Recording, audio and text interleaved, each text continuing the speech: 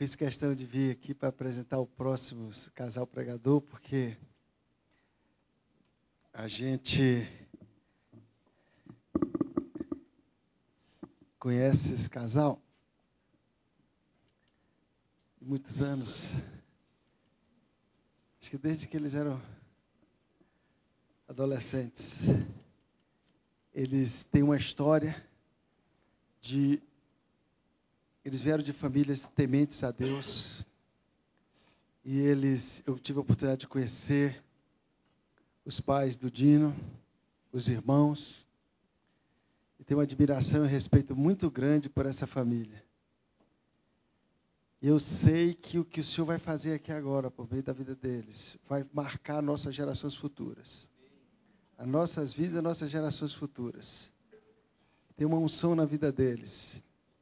Eles não vão compartilhar aqui só uma palavra, mas a unção que está na vida deles vai ser compartilhada sobre a nossa vida. Eu tenho muita alegria, me sinto honrado.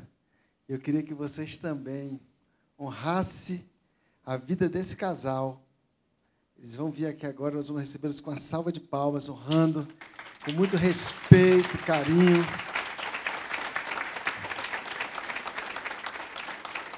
Sejam bem-vindos. Prepara o teu coração. Glória a Deus. É muito amor, não é não? É muito amor.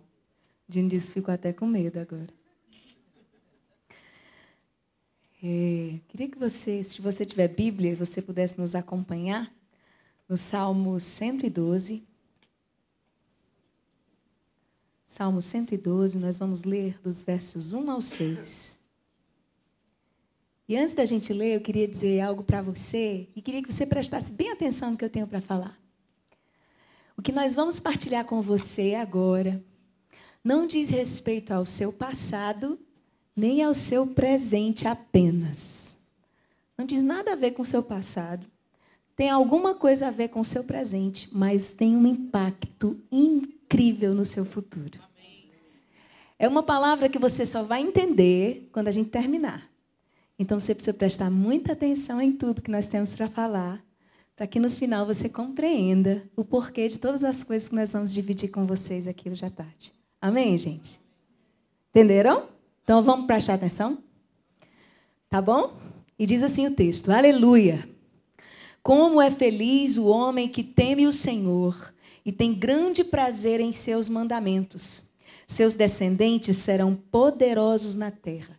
Serão uma geração abençoada de homens íntegros. Grande riqueza há em sua casa e a sua justiça dura para sempre. A luz raia nas trevas para o íntegro, para quem é misericordioso, compassivo e justo. Feliz é o homem que empresta com generosidade e que com honestidade conduz os seus negócios. O justo jamais será abalado, para sempre se lembrarão dele. Repita comigo: para sempre se lembrarão dele. Mais uma vez, diga: para sempre se lembrarão dele. Senhor, nós nos colocamos diante de Ti essa tarde, Pai, crendo que Você é quem faz tanto o querer como o efetuar.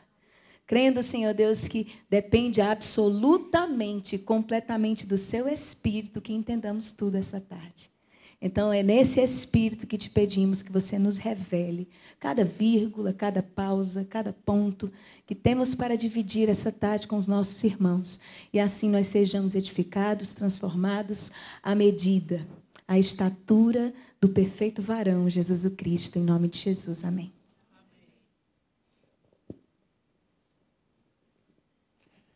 Boa tarde. Vou fazer um resumo de quem eu sou, né? Eu me chamo Dino, na verdade é o meu apelido, Dino.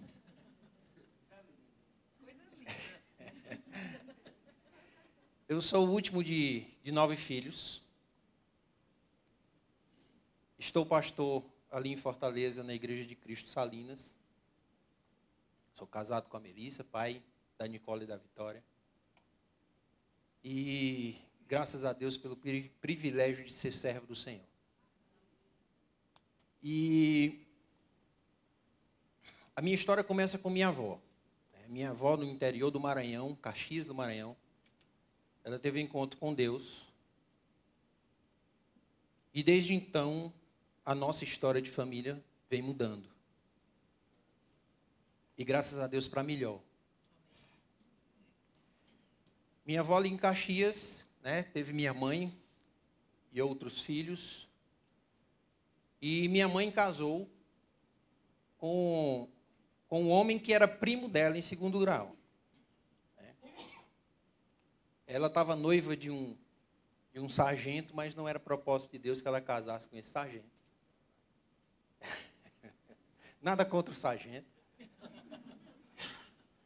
Mas era propósito de Deus que ela se casasse com meu pai. E eles casaram. E meu pai e minha mãe eram presbiterianos. E foram para Fortaleza. E minha mãe teve um encontro um dia, ela já tinha quase todos os filhos, e ela teve um encontro, através de um sonho, com a pessoa de Jesus. E ela estava dormindo à tarde, e ela teve um sonho. Jesus falava para ela assim: enquanto você dorme, muitas pessoas estão condenadas ao inferno. E ela disse que acordou naquela tarde, tomou um banho, trocou de roupa e saiu na rua. E encontrou duas mulheres lavando roupa num córrego. E ela começou a falar a respeito de Jesus, de quem era Jesus para aquelas mulheres. E aquelas mulheres disseram para ela assim: nunca ninguém falou a respeito de Jesus dessa forma para a gente. E ali a minha mãe perguntou se elas queriam caminhar com Jesus, e elas quiseram.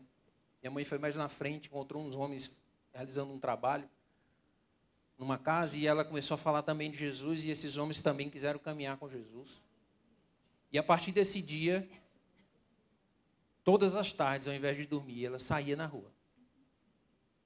E minha mãe foi levada para a zona da cidade, os prostíbulos e lugares onde, na época, tinha muito hippie em Fortaleza, né?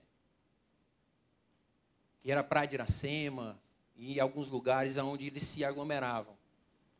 E minha mãe foi impulsionada para esses lugares.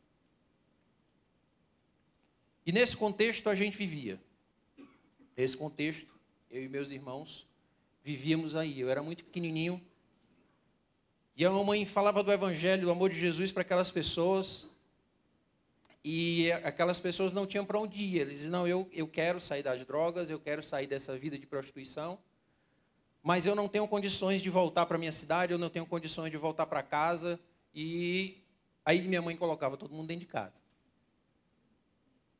Então eram 9 filhos e mais um bando de noiado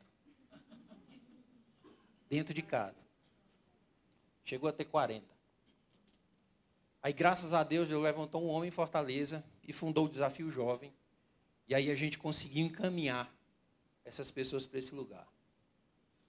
Mas antes de encaminhá-las, eu me lembro que eu era muito pequeno e tinha muita gente em casa.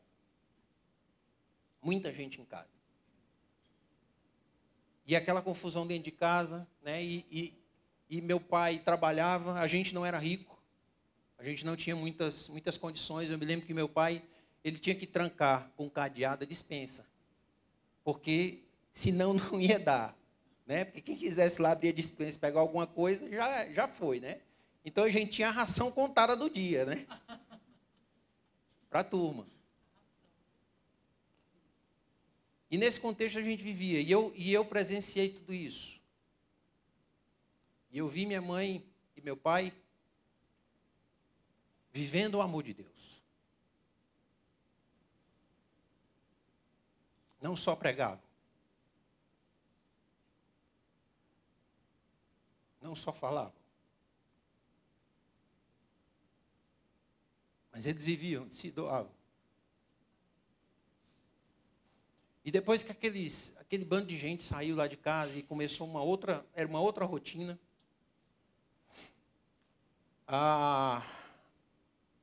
Deus né, começou a mover, e minha mãe fundou uma igreja em Fortaleza. Porque ela começou a ensinar a respeito do amor de Jesus, e as pessoas queriam saber mais, queriam aprender mais, queriam conhecer mais a Jesus, e ela começou a ensinar aquilo que ela nos ensinava. A respeito do perdão dos pecados, de arrependimento, a respeito de relacionamento com Deus, um relacionamento com o Espírito Santo, a respeito da vida eterna, a respeito da vida no céu, a respeito de amar a Deus acima de todas as coisas, a respeito do reino de Deus. E aquilo que ela ensinava para os filhos, ela também ensinava para aqueles de fora. E vinha muita gente querer aprender mais, e terminou a nossa casa, antes que era uma casa de recuperação, né? Virou uma igreja. E eu me lembro que a primeira banda a ter na cidade, porque na época na cidade de Fortaleza, as igrejas só tinham piano, órgão, né? E não tinha banda. E na época colocar bateria para tocar dentro da igreja era um absurdo, porque bateria era coisa do cão. E a primeira banda, assim, né, de igreja, foi lá em casa. Um irmão tocava bateria, o outro tocava baixo, o outro tocava teclado, a minha irmã tocava violão, o outro guitarra, né? E a gente fazia o culto na garagem de casa. E ali o Senhor se manifestava, e ali as pessoas vinham destruídas, e eram renovadas, eram transformadas.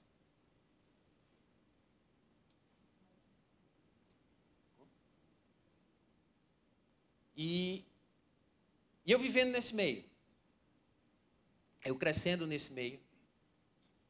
E eu me lembro que, apesar de tudo isso, de tempo, porque pessoas e o trabalhar com pessoas toma muito do tempo, toda hora tinha gente de fora, toda hora chamavam minha mãe para alguma coisa, tinha um casal se matando lá não sei aonde, aí chamava, até a polícia chamava a mamãe, porque ela apartava a briga, acalmava as coisas. Se tivesse confusão na cidade, ou qualquer manifestação estranha, a polícia ligava lá para casa e chamava. Às vezes ia pegar ela com viatura para levar no lugar, para resolver o problema. Mas mesmo assim eu me lembro de muitos dias e muitas tardes de deitar numa rede com a mamãe.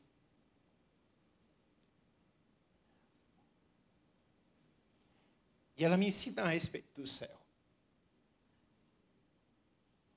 Me ensina a respeito do reino de Deus. E eu me lembro que, sabe aquele riso que treme aqui dentro? Era muitas tardes com a minha mãe.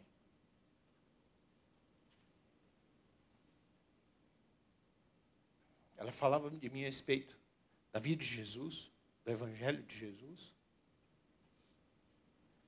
Eu percebia nos olhos dela o amor que ela tinha por Jesus.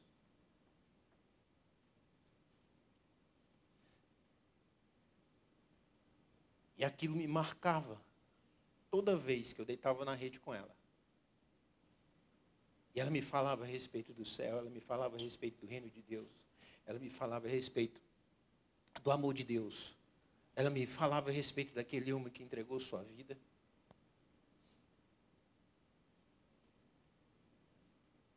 Assim também meu pai. Meu pai me marcava com a palavra dele. Um homem que entendeu que é sim, sim, não, não.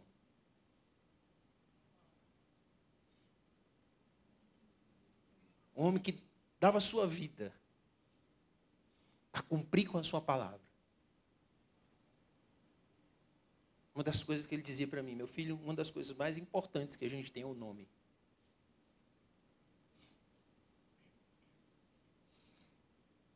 Por causa da palavra de Deus que diz, seja o seu sim, sim, seja o seu não, não. Não era porque ele queria ser conhecido como um homem honesto, não era porque ele queria ser conhecido como um homem famoso. Por causa da sua integridade e honestidade. Mas por causa da palavra que marcava. Me lembro muitas vezes da minha avó, orando, e ela dizia o nome de todos os filhos e netos e bisnetos. Minha avó era muito engraçada. Minha avó tinha umas viagens assim, meio... Uma vez eu cheguei, ela estava na sala, e ela estava com as mãos assim.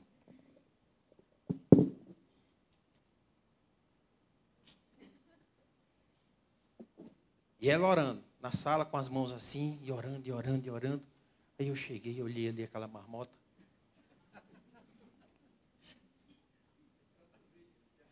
Marmota é invenção, doidice, né? Marmota é arrumação. Arrumação, né? Traduziu foi bonito, viu? E ela ali na sala, e orando, e com as mãos desse jeito, né? Eu esperei ela terminar e disse assim, vó, me diga uma coisa. E ela era comprida, porque a família é grande, eram muitos filhos, muitos netos e muitos bisnetos. Aí eu esperei ela, eu disse, vó, o que é isso, vó? Essas mãos assim, o que é que significa isso? Ela disse, meu filho, eu oro pelos maiores acontecimentos da Bíblia. E um deles é os cravos de Cristo. Viagem dela, mas é o jeito dela. E ela ficava com as mãos assim, né, o polegar na palma da mão. E isso fazia sentido para ela. Porque marcou a vida dela, o sacrifício de Jesus.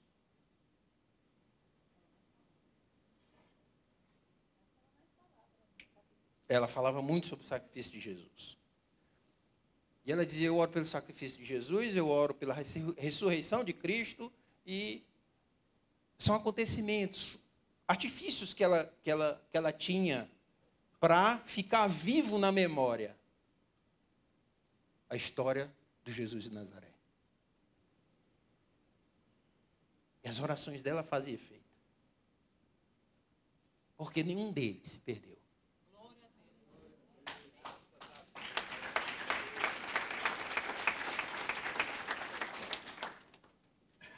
Nenhum.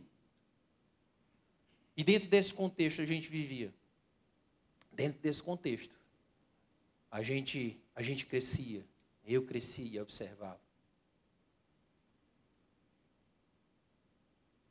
Meu pai, minha mãe, minha avó, meus irmãos. Tivemos problemas, tivemos tempo ruim, sim. Tivemos tropeços, sim. Meu pai e minha mãe não são perfeitos. Mas o que eu percebia neles era a vontade de acertar e de agradar o Senhor. E isso foi construindo a nossa história como filho. Isso foi construindo quem a gente é. Isso nos livrou, isso me livrou de muitas coisas. Temor de Deus, que é algo que eu acho que está ficando raro. Antigamente a gente ouvia muito isso, né? Oh, Deus está vendo. Cuidado. Mas o temor de Deus, em saber que Deus está presente, está te olhando e está zelando por você, cuidando de você, isso me foi ensinado. E muitas vezes, quando eu me deparava com uma situação onde eu tinha que escolher o que era certo e o que era errado, eu me lembrava, Deus está vendo. E o Deus está vendo não era só aquela coisa de castigo. O Deus está vendo é aquela coisa de que você tem alguém com você, que você pode contar. O Deus que realizava milagres, porque eu não sei como é que se alimentava 50 pessoas dentro de uma casa. Meu pai é arquiteto, meu pai trabalhava no órgão público. Na época era DAIA, né, que depois virou DERT. E nessa época meu pai ainda estudava. Ele veio para Fortaleza exatamente para fazer o curso de arquitetura. E eu vi os milagres acontecendo na minha frente. Eu me lembro de uma vez que a gente fez uma roda, eu era pequenininho, na praia de Iracema, tinha um grupo de hippie, muito doido de ácido. Eles estavam completamente drogados. E minha mãe disse assim, chegou para falar o evangelho para eles, e a gente estava com um grupo de pessoas, e ela disse assim, eles não vão entender nada se a gente falar. Vamos fazer uma roda aqui ao redor deles e vamos orar, pedir a Deus para passar o efeito desse negócio. Aí ali a gente fez uma roda, e daqui a pouco a gente escuta um dizendo assim, vixe, meu irmão, fiquei careta. Aí o outro, eu também. O efeito passou. E ali ela pregou o evangelho, nós pregamos o evangelho, cantamos ali algumas canções, e aquelas pessoas quiseram também seguir Jesus. E aí mais gente para lá para casa, né?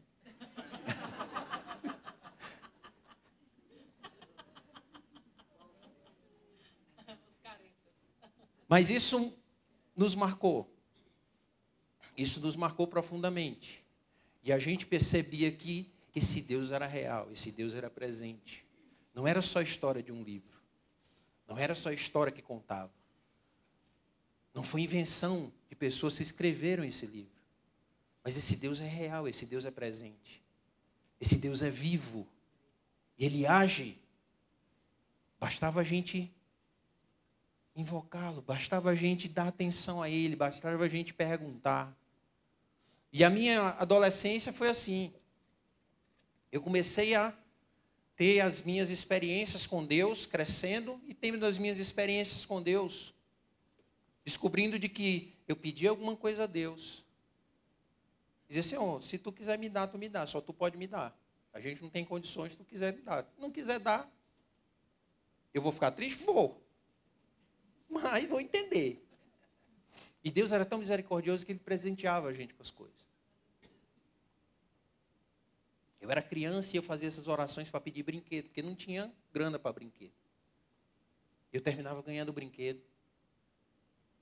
E fui crescendo e tendo esse relacionamento com Deus, essas experiências com Deus, e experimentando desse poder de que Deus tinha. E que Deus fazia do jeito que Ele queria, quando Ele queria. E eu dou graças a Deus que meus pais não me ensinaram religião. Dou graças a Deus que meus pais não me ensinaram um estilo de vida. Meus pais me apresentaram uma pessoa. Se chama Jesus Cristo de Nazaré. Muito mais do que uma religião, muito mais do que um estilo de vida. E quanto mais eu conhecia, mais eu percebia que a sua dimensão era enorme. Mais eu percebia que tinha muito mais coisa para conhecer. E até hoje eu estou tentando conhecer mais, porque ainda tem mais. E isso me guardou de muitas coisas. E tive namoros. E alguns deles eu até dizia para Deus, Senhor, me dá essa namoradinha aí, que essa menina aí é bonitinha. E eu orava e pedia a Deus, porque a minha experiência era essa, de orar e pedir as coisas a Deus.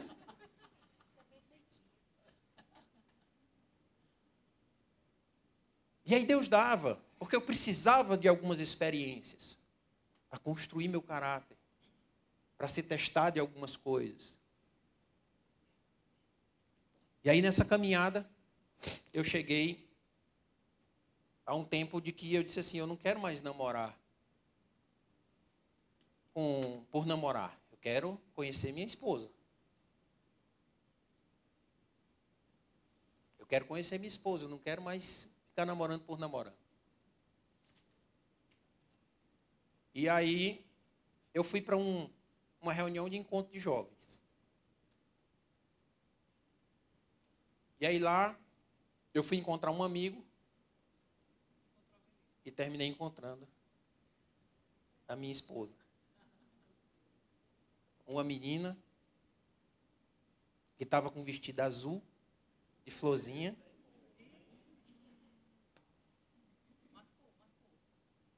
E eu achei ela muito maravilhosa. E eu disse, rapaz, é muita areia para o meu caminhão. Eu vou fazer o seguinte, eu vou dar nem bola para ela. E pode ser que eu... Porque tinha muita gente dando bola para ela, né? Eu digo, eu vou me destacar não ligando. Está todo mundo olhando. E eu vou fazer o inverso. Mas mal sabia eu de que ela já me conhecia, né? E aí eu vou deixar que ela conte o resto.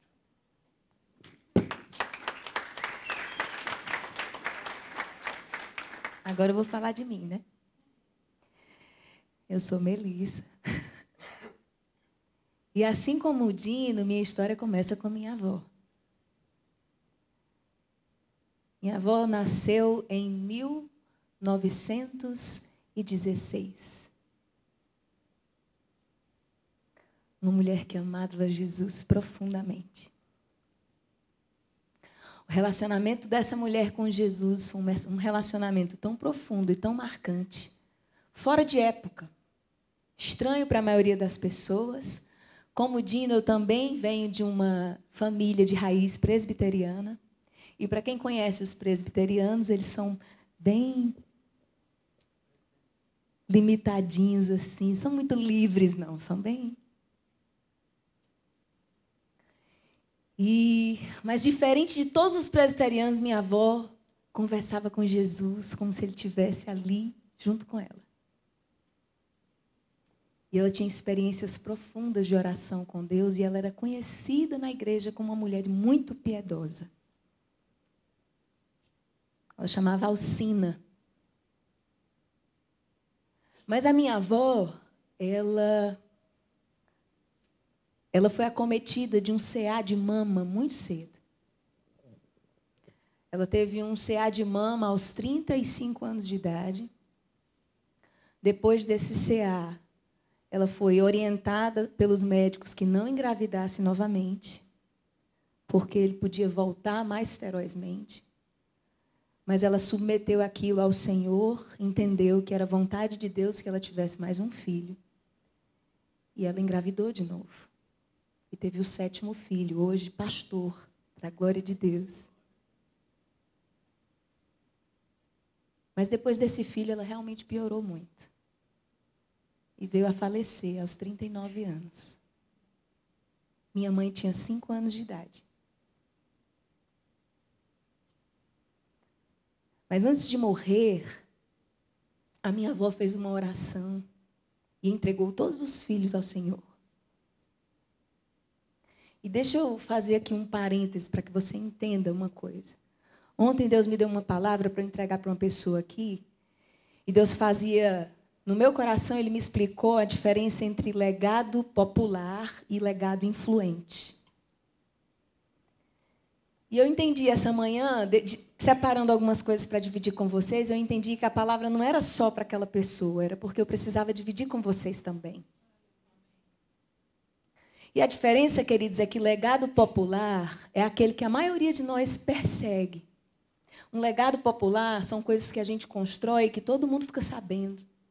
Marca na história, as pessoas vão falar a respeito daquilo e, às vezes, vai durar muito mais tempo do que o legado influente na memória das pessoas. Mas o legado influente é aquele que, mesmo invisível, ele é mais penetrante e ele gera transformações permanentes. A minha avó não conseguiu deixar um legado popular. Não deu tempo. Mas aquela mulher deixou um legado influente. Em oração, aquela mulher entregou todos os filhos ao Senhor. A família da minha mãe era tão pobre, que os 3 mais novos não puderam continuar com meu avô e foram dirigidos para um orfanato. Então, a minha mãe, minha tia e o irmão mais novo, que hoje é pastor, os 3 foram para o orfanato. E minha mãe ficou no orfanato até os 12 anos, dos 5 aos 12 anos. Só depois, aos 12 anos, eles adolescentes voltaram a morar com meu avô. Mas, para a glória de Deus, essa família tão improvável, por causa da oração de uma mulher que confiava no Senhor, todos, queridos, hoje, todos os filhos, são profissionais de muito sucesso em Fortaleza.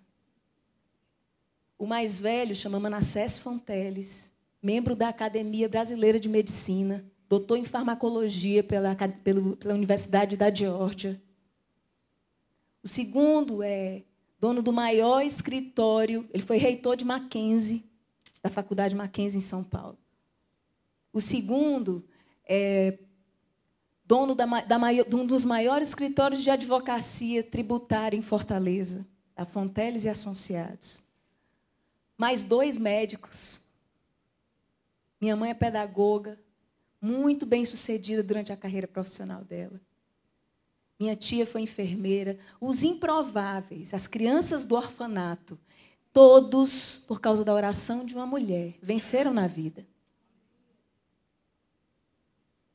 E eu nunca tinha despertado sobre essa influência, esse legado influente, até que há 2 anos atrás, no 2º domingo de maio de 2016, meu tio liga para mim e diz assim: Melissa, eu queria que você fosse no culto da igreja presbiteriana hoje, porque eu vou ser jubilado. Ele é presbítero e ele ia receber a jubilação de presbítero, não estava mais atuante como presbítero, porque já estava mais velho, e ia ser honrado lá publicamente.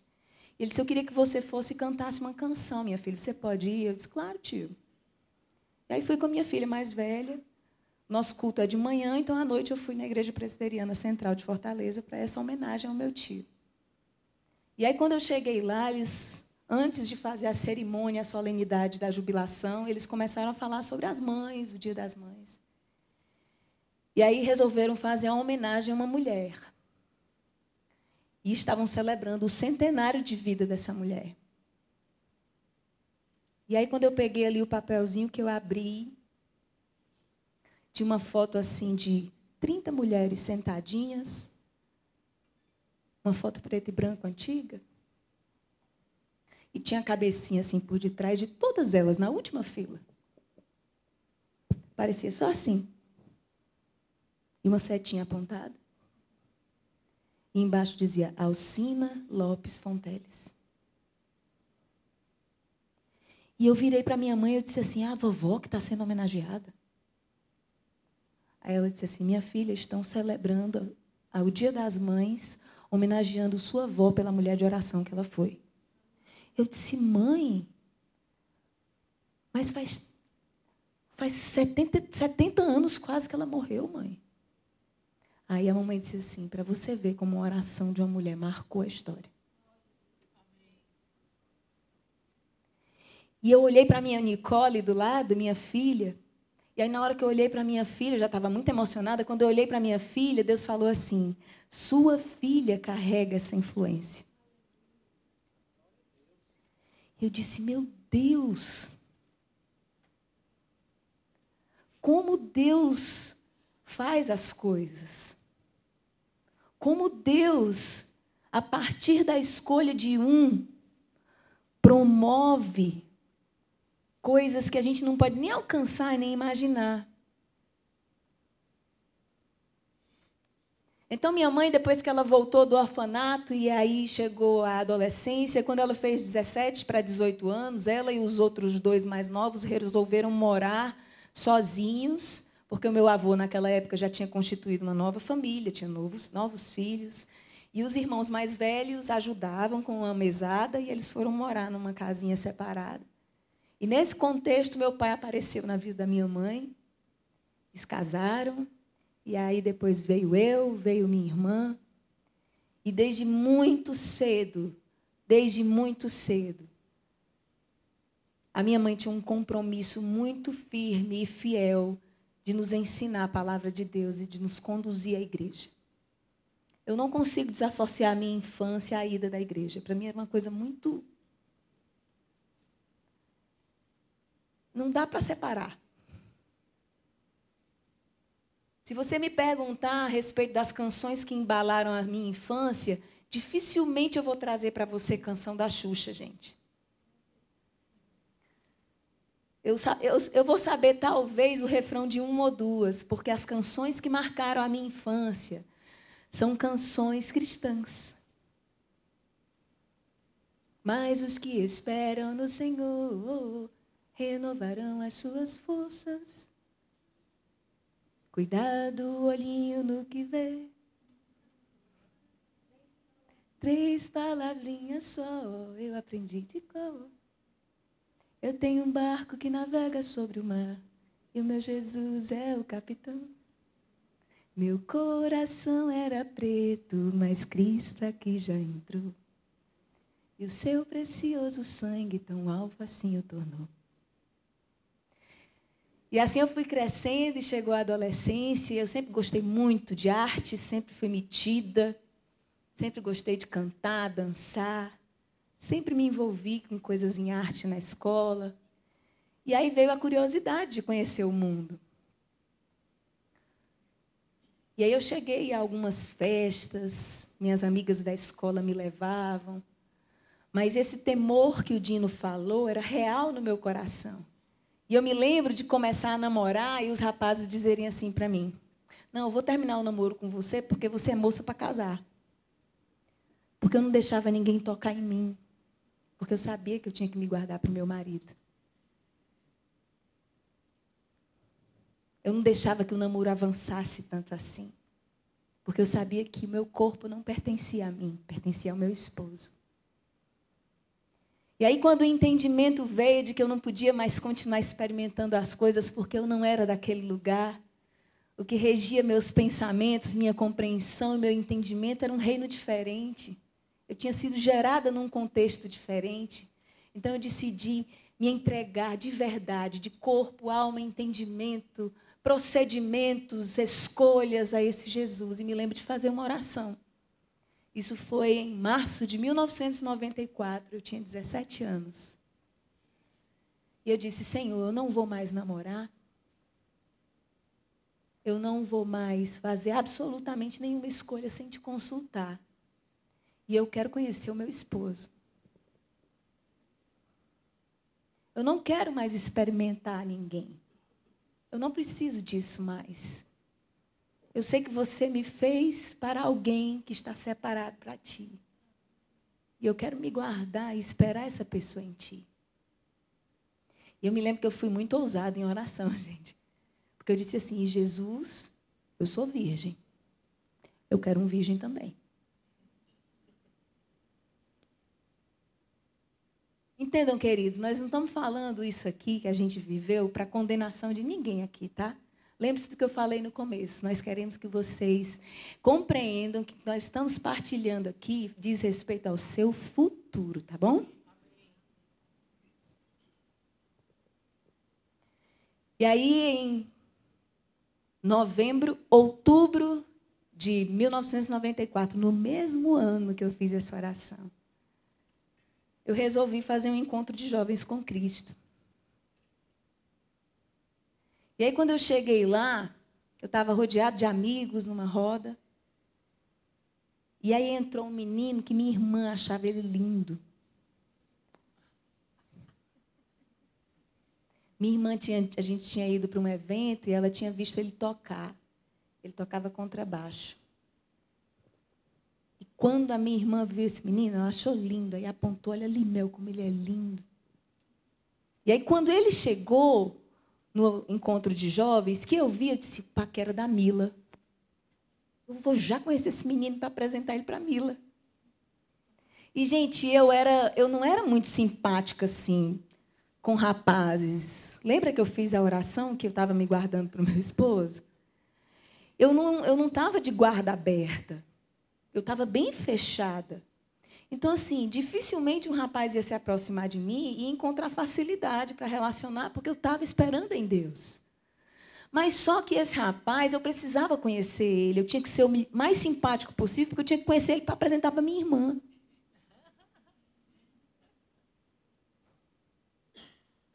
Hoje a gente entende, né? O que é que Deus estava fazendo.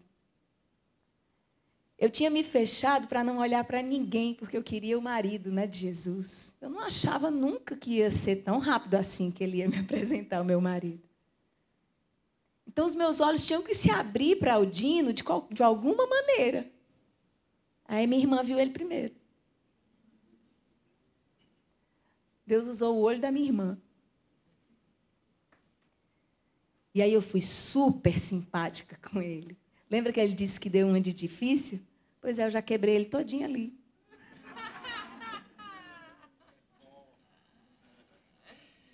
E aí a gente passou a conversar. E mais ou menos 15 dias depois de conversa, de partilha, de troca, a gente começou a namorar. E eu me lembro que, antes da gente começar a namorar, A gente estava conversando e ele começou a fazer um questionário para mim. Gente, era um questionário mesmo, assim, tipo assim, 30 perguntas. Uma atrás da outra, assim. O que é que você acha de divórcio?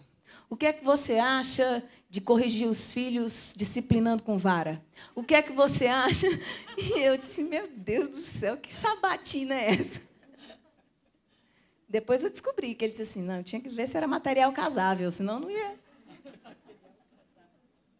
Porque tanto eu como ele estávamos esperando em Deus a pessoa certa, entende? E aí a gente começou a namorar, e aí veio a parte desafiadora e difícil da relação, que era apresentar para os pais e esperar a aprovação dos pais, porque nós entendíamos que nós não podíamos continuar um relacionamento a menos que os nossos pais aprovassem e abençoassem. A gente tinha aprendido isso com eles.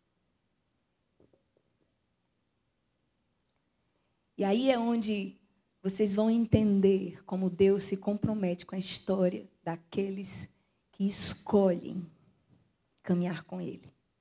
Vocês lembram da história do Dino que começou com a avó dele, amém? E lembram da minha que começou com a minha avó, certo? E aí o Dino chegou, era mais desafiador a minha sogra do que os meus pais, certo? Porque os meus pais são de uma geração mais jovem. A minha sogra tem 84 anos. A minha mãe tem 66.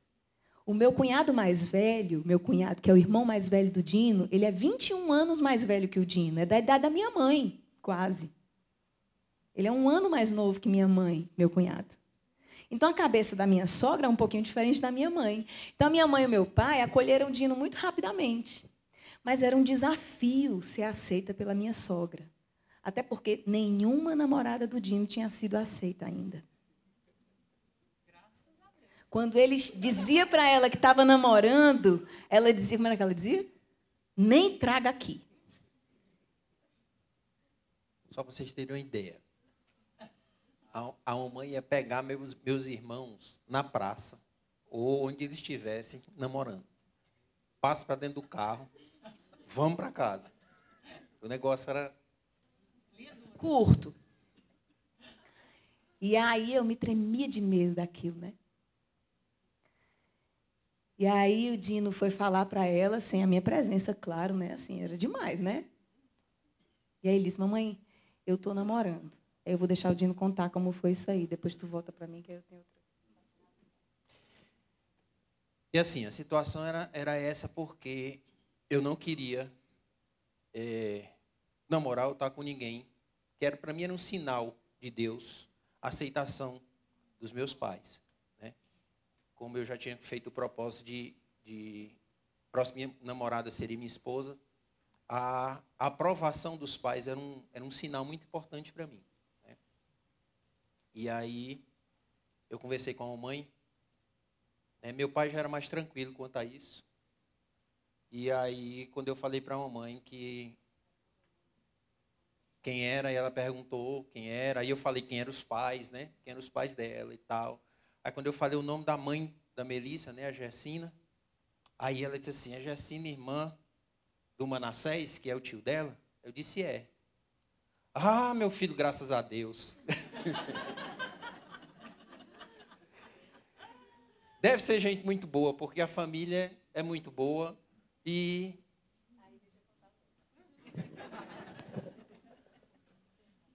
E ela é filha e ela é neta de uma grande amiga minha.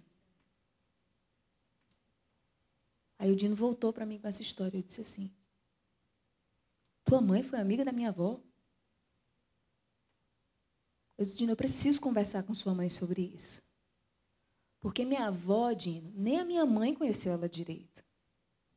É importante para mim saber a respeito dessa amizade da Dona Arildes com minha avó. E aí o Dino programou lá um almoço para eu conhecer minha sogra, e eu sentei com ela para conversar. E aí a minha sogra foi me contar coisas a respeito da minha avó que ninguém sabia. E ela disse assim, minha filha, numa época em que eu não conhecia o Espírito Santo, eu só sabia quem era Deus e Jesus. Quem me apresentou a primeira possibilidade de um relacionamento com o Espírito Santo foi sua avó. ela me ensinou a orar como se eu estivesse conversando com Jesus. Ela disse, você sabia que a sua avó, quando estava perto de morrer, ela foi levada pela família do seu avô para a terra dele. Eles eram envolvidos com feitiçaria, a família do meu avô. Numa tentativa de fazerem umas rezas por ela e ela ficar curada. E eles traziam, durante a estadia dela, uma comida oferecida para ela comer e ficar bem, e ficar curada. E ela fez um propósito com Deus de não se contaminar e não comer aquela comida. Ela passou uma semana sem comer nada. Doente. E ninguém entendia porque ela estava mais corada, mais saudável e voltou da viagem melhor do que tinha ido. Eu disse, foi mesmo, dona Arildes. E ela foi me contando coisas e coisas a respeito da minha avó. Então, a gente brinca que a nossa história começou 50 anos antes da gente. E aí, depois, eu compartilhando isso com a minha mãe e a minha tia disse assim, quando eu comecei a congregar na Peniel, no primeiro dia que eu fui num culto na Peniel, Deus falou comigo assim, Aldenira, minha tia, Aldenira, eu vou unir a sua família à família daquela mulher ali. Era minha sogra que estava pregando no dia. Guarde isso, Aldenira. Eu vou unir a sua família à família daquela mulher. Fonteles e Guimarães ainda serão uma família só. E hoje a gente é uma família só.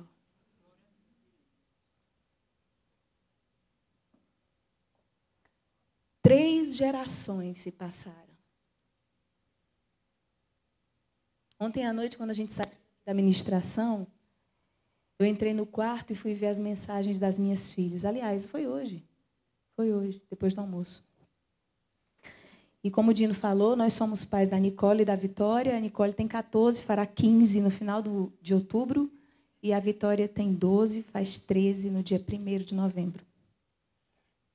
E aí a Nicole, mãe, olha aí. Aí mandou um print de 2 conversas de WhatsApp no grupo do colégio. E um menininho chamando ela de gatinha, não sei o quê, não sei o quê. E eu estava olhando aquilo e aí conversei com ela. Eu disse, quer dizer que essa gatinha branca aí é tu? Aí ela disse assim, mãe, tu acha que é absurdo o menino insistindo comigo assim? E aí quando eu desliguei, eu disse assim para o Dino, esse Dino, nossa filha adolescente, não esconde nada da gente. Eu não sei de você, querido, mas a minha impressão é que ninguém aqui, na adolescência, exporia para os seus pais, com tanta tranquilidade assim, uma abordagem de um paquera. Dividiria com seus pais as coisas com tanta tranquilidade assim. E, claro, existe sim o nosso esforço, a nossa dedicação em educá-las, em apresentar Jesus para elas, mas existe também um poder de influência que nós recebemos sem muito esforço. Existe algo, existe uma bênção da parte de Deus que nós usufruímos hoje, de um preço que não foi pago por nós. Existe um peso de oração sobre as nossas vidas que não foi pago por nós.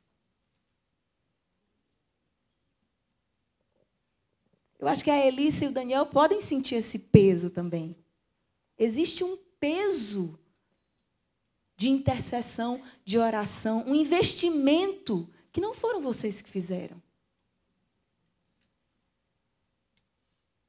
Eu e o Dino carregamos, querido, um investimento de oração há 3 gerações. Você entende isso?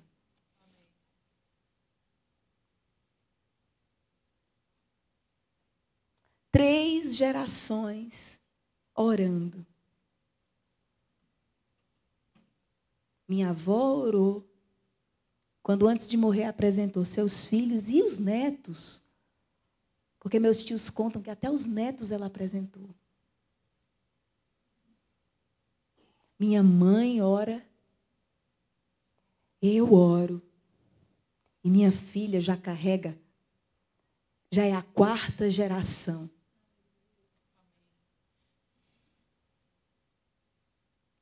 Por que eu falei no começo de que a gente está trazendo para vocês um assunto a respeito do seu futuro? Porque tem uma frase no livro do Zé, que eu vou repetir, que diz assim: você não pode escolher a família que você nasceu, mas você pode escolher a família que seus filhos vão ter. Você pode não ter e carregar com você esse peso intercessório de gerações que a gente carrega, mas os seus filhos podem usufruir disso. A partir de hoje, a história pode ser outra.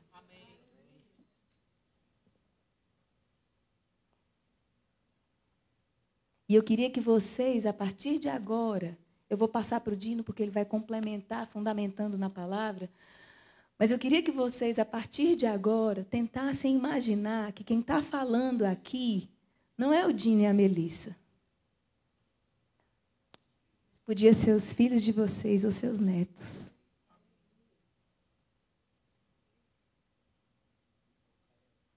Que pode sim, à distância da sua escolha, que a 3ª e 4ª geração, a partir de você, tem uma história parecida com a nossa para contar.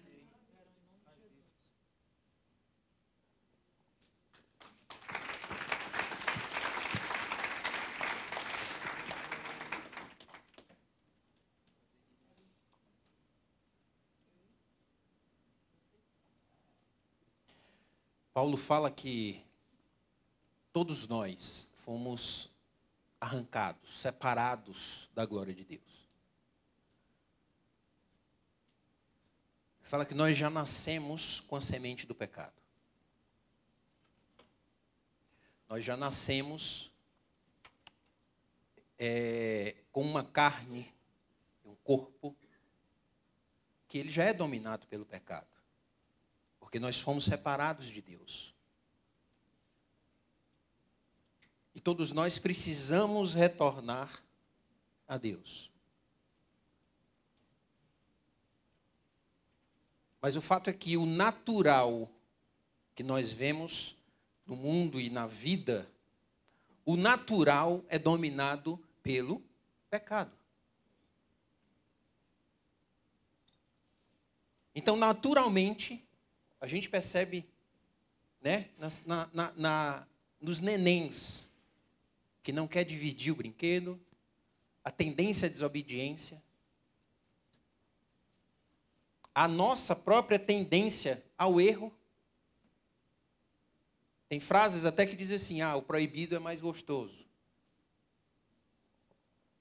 O escondido é mais interessante. Por causa da nossa semente do pecado.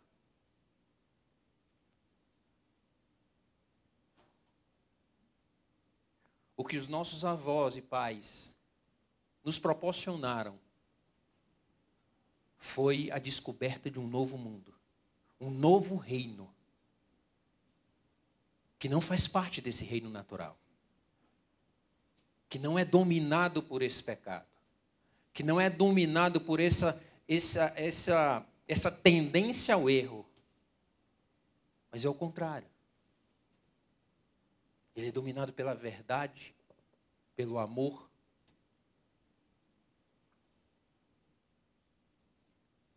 O que os nossos pais, os nossos avós fizeram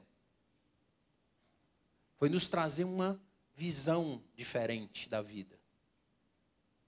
E não só um estilo de vida, não só uma opção de vida, mas a vida, a real e verdadeira vida. O que eu testemunhei, o que a Melissa testemunhou,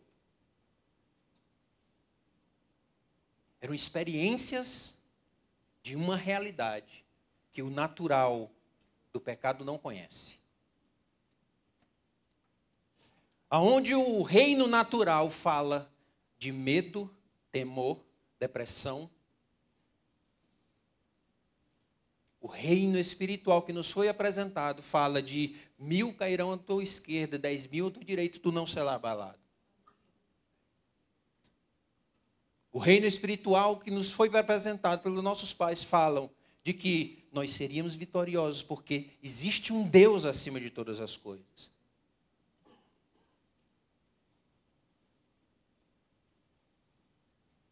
Essa perspectiva, essa visão diferenciada, essa visão diferente, que nos dá norte para um mundo espiritual. Eu acredito que a Bíblia fala a respeito de discernimento do Espírito. O que é discernir? Na forma natural, quando a gente vê as nuvens escuras, o vento sopra diferente, as nuvens escurecem, o que a gente discerne? Vai acontecer o quê? Chuva. No mundo espiritual, a mesma forma. São experiências que a gente tem de vida que vai nos fazer discernir quando as coisas estão indo bem ou indo mal. Quando as coisas estão desalinhadas, desequilibradas ou não.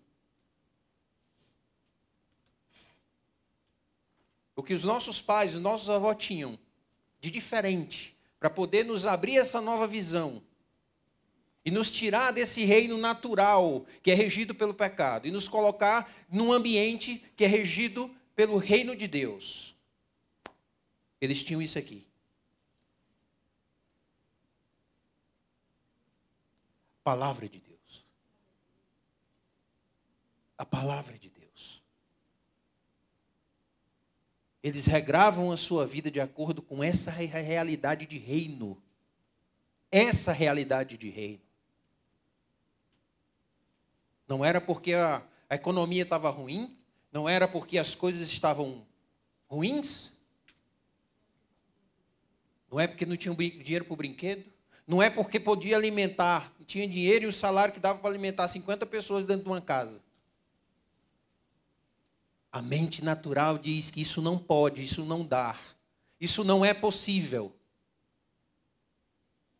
Mas o reino do Espírito diz que é possível.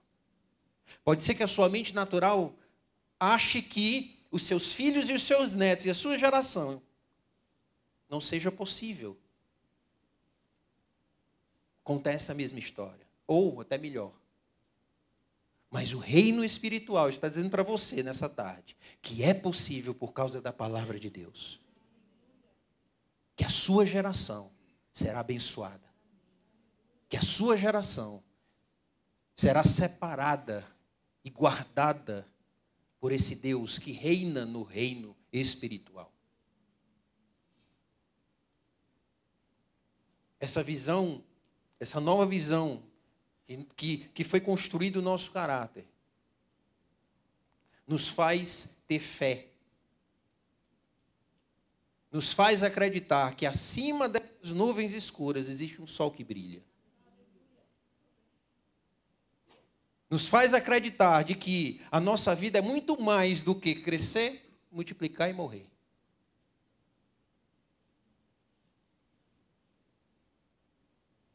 Que a nossa vida é muito mais do que acumular riquezas e usufruir dessas riquezas.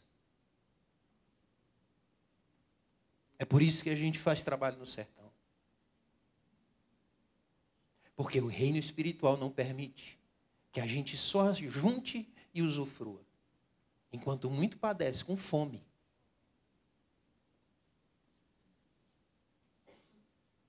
É por isso que somos pastores. Porque tem gente que sofre. Porque tem gente que precisa dessa palavra. Porque tem gente que precisa de um futuro melhor. Porque tem gente que precisa descobrir esse novo reino, onde a verdade, o amor, a provisão reina, tem abundância, onde paz. O mundo natural diz que aonde tem guerra, tem sofrimento, tem desilusão. Mas o mundo espiritual, esse da palavra, nos faz crer e acreditar que mesmo dentro da confusão, é possível ter paz, é possível ter esperança. Porque essa palavra garante isso. O que os nossos pais nos proporcionaram foi experimentar do que é uma palavra viva, sendo vivida, sendo vivenciada, sendo presenciada. E é dessa forma que a geração de vocês vão descobrir esse reino, sendo vivenciada por vocês, sendo vivida por vocês. Essa palavra, aonde fala de que Deus é soberano e Ele vive acima de todas as coisas. Essa palavra que diz buscar em primeiro lugar o reino de Deus e a sua justiça, e tudo vai ser acrescentado. Essa palavra vai regrar a vida de vocês. E os seus filhos e os seus netos vão ser abençoados por causa disso. Vão descobrir esse mundo, esse reino onde Deus reina. Que o reino natural pode estar confusão, como a gente presencia. É governo, economia, uma série de outras coisas. Mas essa palavra nos garante que nós não pertencemos a esse mundo natural. E a força que esse mundo natural tem não exerce nenhum poder sobre nós. Aonde se preciso for, o maná cai do céu. Aonde se preciso for, o cisto some. Aonde se preciso for, as coisas brotam da onde a gente não imagina. Porque esse mundo espiritual é muito mais real do que o natural. E nós somos frutos disso. E hoje nós percebemos isso nas nossas filhas. A mais nova, outro dia, chegou dizendo que estava tendo uma conversa com a colega dela, de que essa colega dela ia ficar com um menino. E ela, com 12 anos. Isso é o que o mundo natural tem de comum. Por ela viver no mundo espiritual e experimentar de um relacionamento com Deus e com essa palavra, ela disse para a coleguinha dela assim: você não é chiclete, que vai ser mascada por esse rapaz, por esse menino, e depois jogado fora quando ele quiser um chiclete mais doce.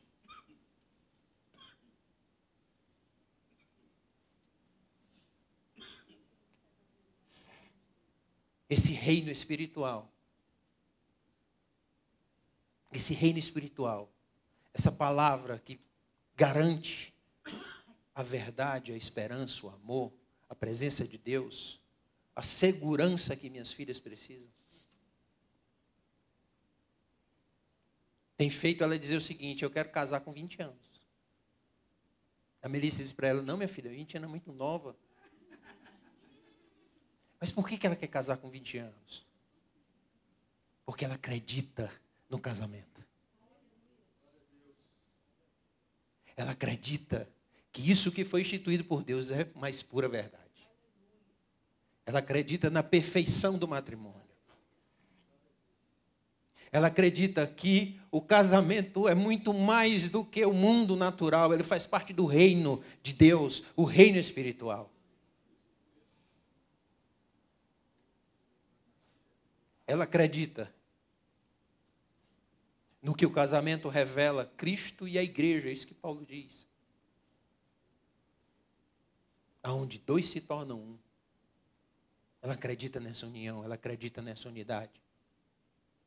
Minha filha tem 12 anos. E ela acredita muito mais no casamento do que muitos adultos. Por causa do reino espiritual. Por causa da verdade da palavra que tem guardado o coração dela, que tem guardado a mente dela. Por isso que nós falamos aqui, é do seu futuro. Pode ser que você não tenha tido a mesma oportunidade que a gente. Pode ser que você não tenha tido a oportunidade de ter aberto esse novo mundo.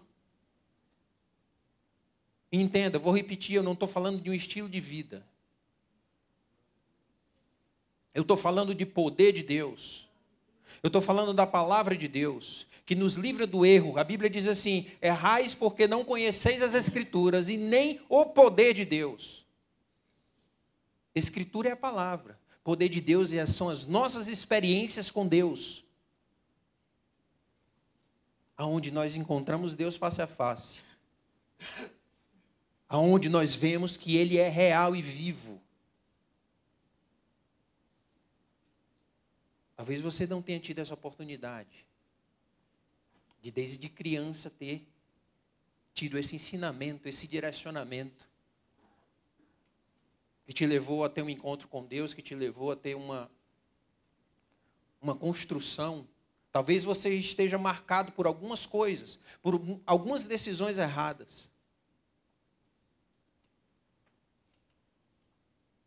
Talvez vocês não tenham casado virgem como nós.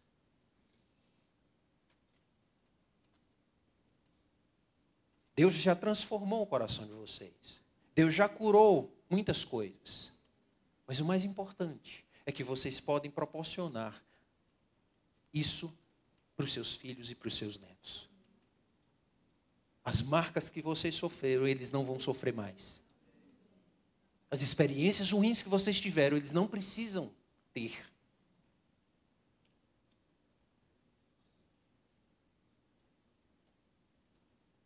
Essa é a maior herança que nós deixamos. A herança que nós recebemos e que nós transmitimos para os nossos filhos. Esse é o legado que a Melissa falou que ninguém vê. Não é popular, mas ele é muito influente. E a oração, ela pode. A oração tem poder.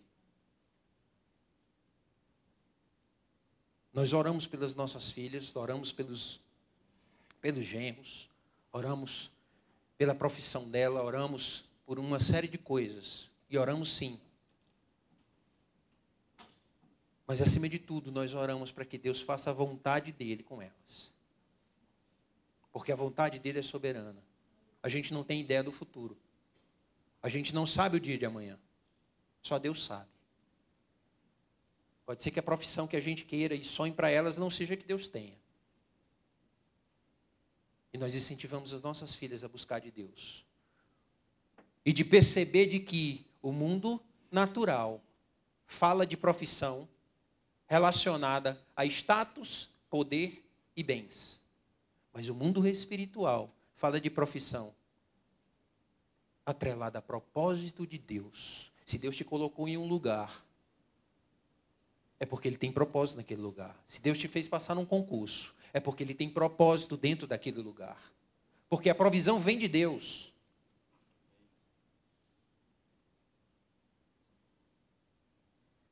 O sustento vem do Senhor.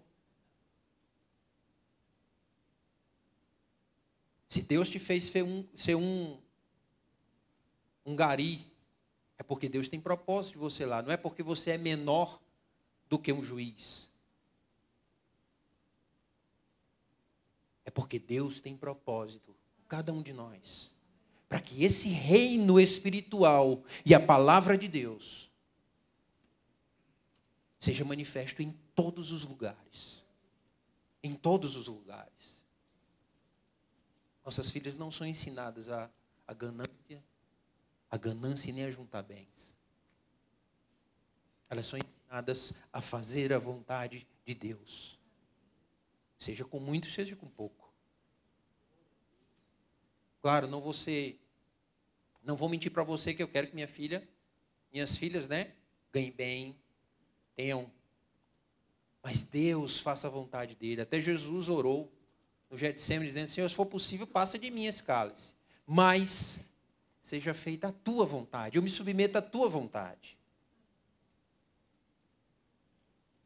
Precisamos mudar a ótica dentro do nosso lar. O que os nossos filhos veem dentro do nosso lar? O que eles têm enxergado? Qual o reino que eles têm enxergado dentro da nossa casa?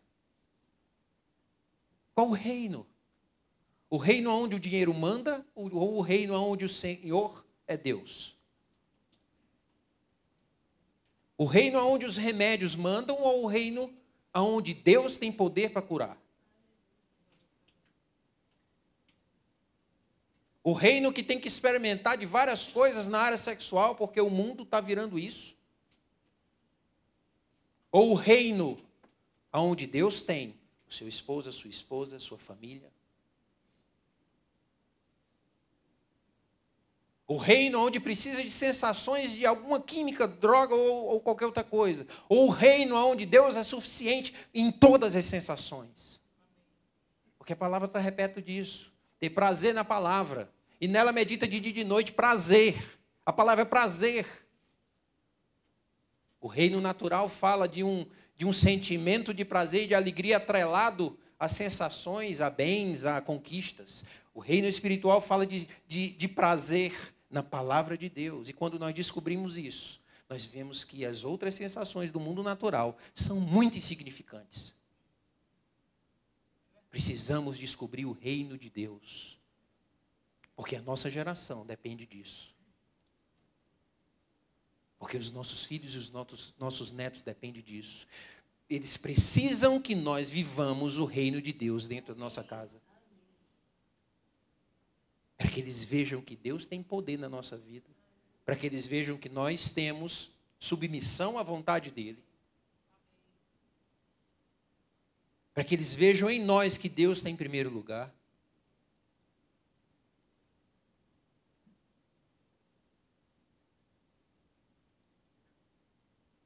Provisão. Vou falar agora para homens. Provisão. A gente atrela a provisão e dá o crédito que a Bíblia fala de provisão a respeito de colocar comida em casa, né? Mas eu vou pegar aqui dá licença da palavra, vou dividir a palavra em pró e visão. Pró de promover e visão de visão mesmo. Promover uma visão. Nós homens temos a responsabilidade de promover a visão do reino de Deus dentro do nosso lar.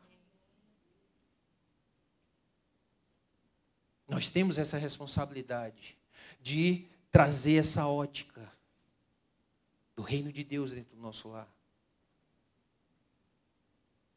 Já foi lido aqui, né, que o homem faz bem a sua mulher e como Cristo cuida dela, alimenta, como Cristo ama a igreja. Cristo trouxe uma provisão para a igreja que é muito maior do que comida e bebida. Cristo trouxe o reino de Deus. O reino de Deus para a igreja. O reino de Deus veio com Jesus. Nós experimentamos do reino de Deus na terra por causa de Jesus. Porque Ele promoveu isso. Ele abriu os nossos olhos para esse novo mundo. Como Cristo ama a igreja, nós homens precisamos trazer o reino e a visão do reino para dentro dos nossos lares.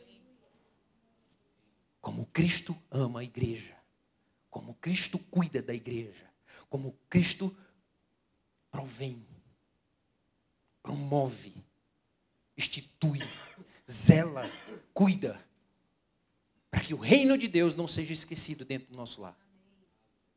Para que o reino de Deus não seja sufocado e apagado pelo mundo natural.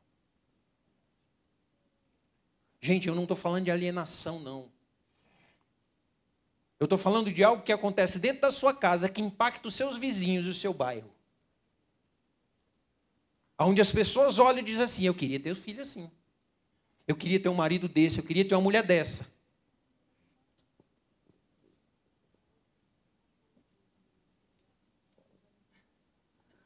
O impacto, gente, ele é tão maior do que a gente imagina, que essa mesma filha da gente, a Vitória, que disse para a amiga não ser chiclete, enquanto eu estava conversando com a Nicole hoje, ela mandando para mim os prints lá do menino dando em cima dela, a outra gritou, mãe, eu tenho que te contar uma coisa. Aí depois ela veio para a conversa e disse, o que foi, filha? Ela disse, mãe, o Cauã chamou a Sara para dar um beijo nela. Pois ela não foi, mãe. Ela me ouviu. Então, ela nem percebe, mas ela já está influenciando. Outro dia, ela disse assim, mas eu disse assim para minhas amigas, por que vocês falam tanto de namoro? Aí ela disse que falou assim, pensa bem, quando é que tu vai poder casar? Criatura, tu tá no 8º ano. Aí tu vai começar a namorar com o menino agora. Aí vão ter que namorar quantos anos para casar? Tu acha mesmo que esse menino que tu gosta vai ser teu marido? Aí eu disse, foi mesmo, filho, tu disse? Ela disse, eu disse. Eu disse, e ela, filha? Aí ela disse assim, não, mas não precisa casar com ele, não. Eu disse, então para que namorar se não vai ser teu marido? Só para ser chiclete? Foi quando ela entrou na história do chiclete.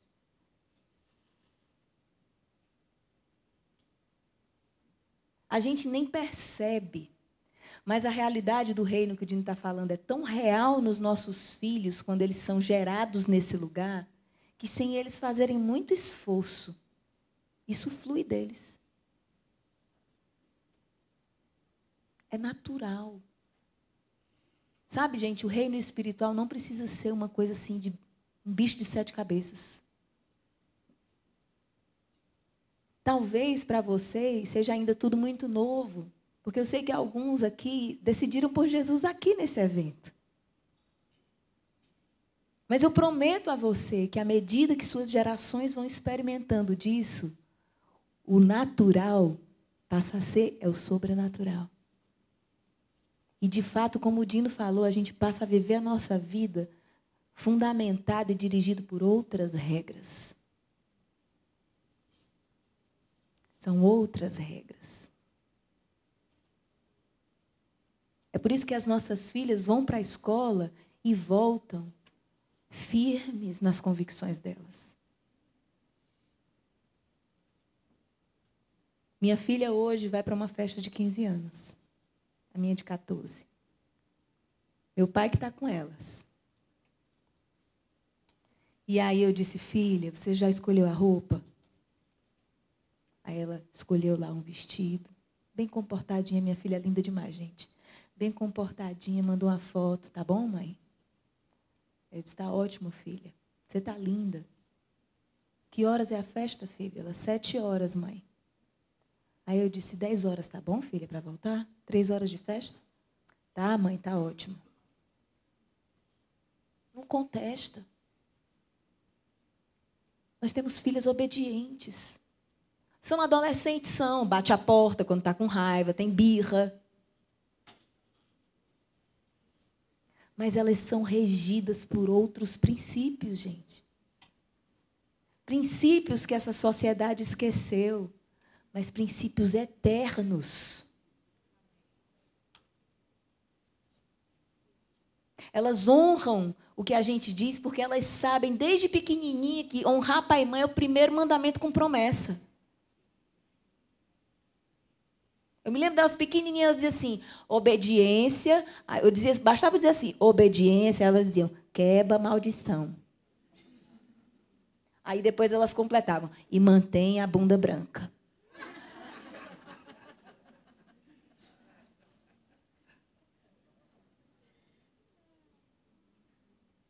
A Helena contando aqui a experiência da correção com a filha, era do mesmo jeito que o Dino fazia, idêntico, parecia que ela estava descrevendo o Dino. É a cultura do reino. É uma cultura onde minhas filhas hoje, mesmo bombardeadas na escola de que pai e mãe não batem em filho para corrigir, elas dizem, nós vamos corrigir os nossos filhos. Porque a palavra de Deus diz que a vara afasta a estutícia. Minhas filhas apanharam até os 8 anos. Depois dos 8 foi só castigo, mas até os 8 anos elas foram disciplinadas com vara. Pois é. Se ele não tivesse feito o questionário comigo, tinha dado problema, né? Porque a gente não ia concordar na correção. E nenhuma delas tem mágoa da gente. Nos amam. Elas nos amam tanto que a gente diz assim, vá, filha, para o cinema com as amigas. Ela disse, não, vocês não vão. Elas têm prazer de estar com a gente. Tá, diz aí, Nath, como é? É um grude. É tão natural para elas estar com a gente que elas não entendem como os amigos não têm prazer com os pais. A fala delas é essa. Ela diz assim, mãe, eu não entendo. Como é que não tem amizade com a mãe, mãe? O que seria de mim, mãe, sem tu? Porque o reino de Deus é real no coração das minhas filhas. E, queridos, nós queremos muito, no nome de Jesus, que vocês proporcionem isso para os seus filhos. Porque eu sei que vocês amam os filhos de vocês, não amam? Amém? Vocês não querem protegê-los do mal? Amém? Não existe proteção maior contra o mal do que o senhorio de Jesus num lar. Todo o teu esforço de trabalhar e proporcionar uma segurança financeira para os teus filhos não vale nada sem o senhorio de Jesus. Todo o seu esforço de colocar o seu filho numa boa escola, que ele tenha uma boa educação, para que ele tenha segurança financeira quando crescer, não vale nada se ele não tiver Jesus o Cristo como Senhor. Porque essa segurança financeira não vai livrar o teu filho de uma escolha ruim para o casamento dele. O teu exemplo de casamento e o senhorio de Jesus no teu casamento vai livrar o teu filho de uma escolha ruim. Porque o teu filho menino, ele vai procurar uma esposa, mãe, como você é para o seu marido. E a tua filha menina, pai, ela vai procurar um esposo como você é para a sua esposa. Eu ouço isso das minhas filhas. Elas dizem, mãe, eu quero um marido como o meu pai. E minhas filhas reclamam dele. Veem os defeitos dele. Brigam que ele diz que ele tem que ser mais romântico comigo. Elas veem todos os defeitos dele. Mas elas sabem que o pai delas é um homem de Deus e que ama Jesus mais do que a mim. E é muito fácil ouvir essa frase da boca da Nicole e da Vitória. Nós queremos um marido como meu pai.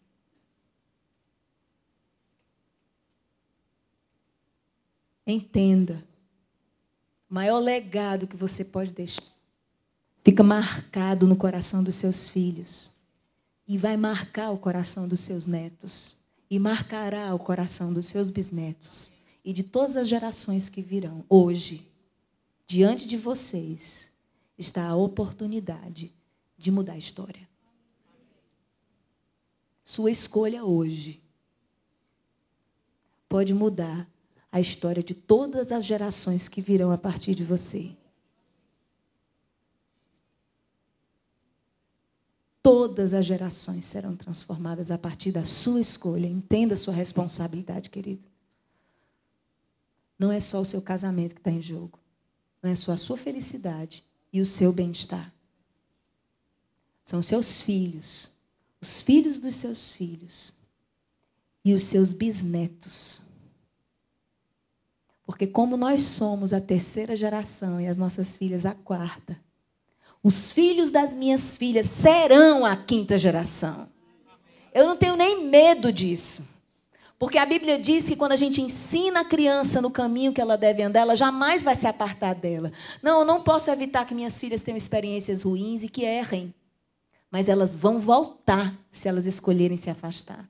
Porque é promessa de Deus, entende? E o meu Deus não mente. Ele não é filho de homem para mentir, ele não é homem para mentir, nem filho de homem para se arrepender.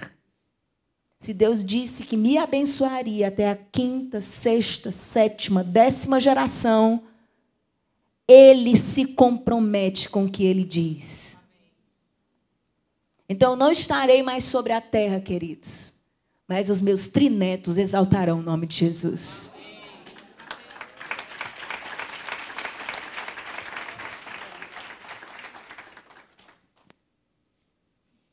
Então, homens, vamos promover a realidade do reino de Deus dentro do nosso lar. Vamos promover. É muito importante o conhecimento da palavra. É muito importante a leitura da Bíblia. É muito importante. Não para ensinar outros, não só para isso, né? Mas para a mudança interior, é a mudança do caráter. E o conhecimento desse novo reino, o conhecimento dessa nova realidade. Porque é uma cultura completamente diferente da cultura natural. E quanto mais a gente mergulha nessa cultura chamada Jesus Cristo, mais o nosso coração, a nossa mente se transforma, se renova. E aquilo que nós chamamos de sobrenatural ou de milagres passa a ser natural, comum. Não comum no mau sentido, mas que ele vai estar acontecendo todos os dias. E a gente começa a perceber coisas pequenas e encarar como grandes milagres. Você já percebeu uma folha quando nasce? Você já percebeu um besouro voando? Você já percebeu o vento soprando numa árvore? Isso é um milagre. Mas nós só percebemos isso quando milagre, quando mergulhamos no reino espiritual, na pessoa de Jesus. E saber que nele, Jesus, se encontra todas as coisas. Tudo foi criado por ele, o vento sopra por causa dele. A plantinha nasce por causa dele. O besourinho voa porque ele é Deus e criou todas as coisas. Essa simplicidade do reino de Deus, ela é muito poderosa. Ela guarda o nosso coração, ela guarda a nossa mente, ela guarda a nossa geração, nossos filhos e netos. Homens com essa responsabilidade, a mulher, como já foi falado aqui, né, de auxiliar isso. E a mulher tem me auxiliado muito nisso. Meu filho faça assim, meu filho faça assado. Meu filho diga isso, meu filho diga aquilo. Ela está me ajudando a estabelecer o reino de Deus, a trazer essa visão do reino de Deus para a minha casa, para o meu lar. Aonde o mundo lá fora, o mundo fora de casa, há desilusão, há competição, há ódio.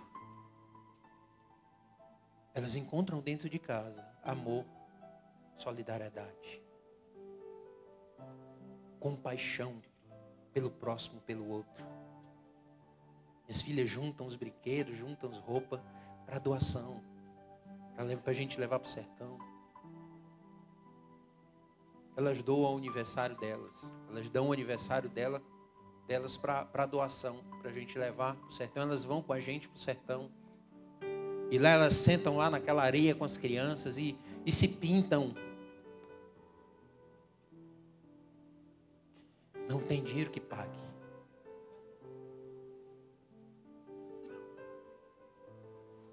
Não tem dinheiro que pague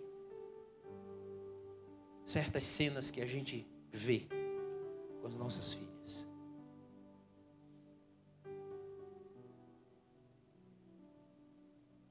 Uma vez uma amiguinha delas estava lá em casa e externou para elas que essa amiga queria morar lá. Queria morar com a gente. Porque era melhor lá em casa do que na casa dela. E a gente vê elas conversando com a amiguinha, instruindo a amiguinha a obedecer a mãe,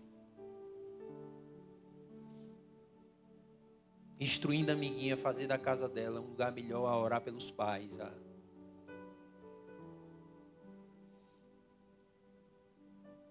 Não tem dinheiro que pague a segurança que minhas filhas têm. Não tem dinheiro que pague elas andarem na rua. Fortaleza está muito perigoso, mas elas andam na rua com confiança, com segurança, porque elas sabem que Deus guarda. E todo dia elas oram antes de sair, pedindo a proteção de Deus, e confia que Deus guarda. Minhas filhas nunca vão sofrer com depressão. Minhas filhas nunca vão sofrer com baixa autoestima. Porque elas sabem que elas têm um Deus. Elas conhecem o reino de Deus. Elas conhecem a justiça de Deus. Essas coisas ruins, elas são para o reino natural, não no reino espiritual. E nós temos essa responsabilidade como pais, de proporcionar isso para a nossa geração, proporcionar isso para os nossos filhos. Essa segurança em um Deus eterno, um Deus vivo. Essa segurança em valores que estão nesse livro, valores que são reais e verdadeiros. E eu quero convidar você que quer dar um passo diante dessa responsabilidade, diante desse nova caminhada. Se você não tem tanto conhecimento bíblico, ou como é que você vai fazer, ou orientação, ou não sabe como começar,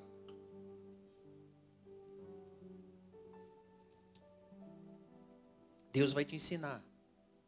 Nós não somos perfeitos. Nós não temos todas as respostas. A gente discutimos. A gente fica chateado com o outro, ficamos. Elas presenciam isso, presenciam. Mas elas sabem que acima de tudo isso, existe amor, existe paz, existe longanimidade, existe perdão. Todos esses valores que estão contidos nesse livro, que se encontram em Jesus, esses valores estão acima de tudo isso. Elas sabem que Jesus está acima de tudo isso. Elas sabem que essas coisas que acontecem, às vezes, não vão tirar a paz, não vão tirar o amor. Minhas filhas nunca tiveram pavor da gente se separar. Nunca passou pela cabeça delas essa opção. Pelo contrário. Elas entendem e sabem que isso aqui é até a morte. Essa segurança, ela vem com a nossa postura por causa da palavra. E Deus vai orientar você. Basta você mergulhar nessa palavra. Mergulha nos evangelhos, na pessoa de Jesus.